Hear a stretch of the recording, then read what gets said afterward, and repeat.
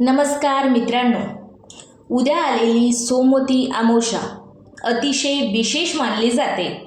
धार्मिक मान्यतानुसार या दिवशी केलेले काही सोपे उपाय जीवनातील अडचणी दूर करण्यास, आर्थिक प्रगती मिळविण्यास आणि घरात सुख समृद्धी आणण्यास मदत करतात असे मानले जाते। आजच्या या व्हिडिओमध्ये आपण जाणून घेणार आहोत सोमवती अमावस्येला करायचे 5 खास उपाय।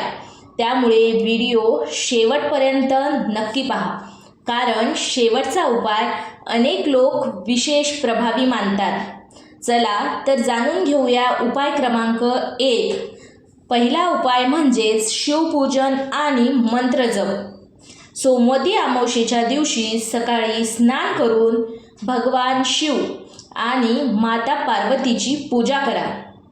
त्यानंतर ओम नमः शिवाय, ओम नमः शिवाय, ओम नमः शिवाय या मंत्राचा कमीत कमी 108 वेळा जप करा। त्यामुळे मन शांती आणि सकारात्मक ऊर्जा मिळते असे मानले जाते। उपाय क्रमांक 2।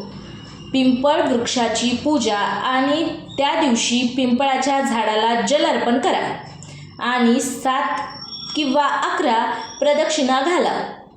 प्रदक्षिणा घालताना आपल्या मनातील इच्छा देवाजवळ व्यक्त करा। आता आपण जाणून घेणार आहोत उपाय क्रमांक 3। दान धर्म करा। आपल्या क्षमतेनुसार अन्नदान, वस्त्रदान किंवा गरजूंना मदत करा। दान केल्याने पुण्यप्राप्ती होते आणि जीवनातील अनेक अडथळे कमी होतात अशी श्रद्धा आहे। आता आपण जाणून घेऊयात उपाय क्रमांक 4। पितरांचे स्मरण।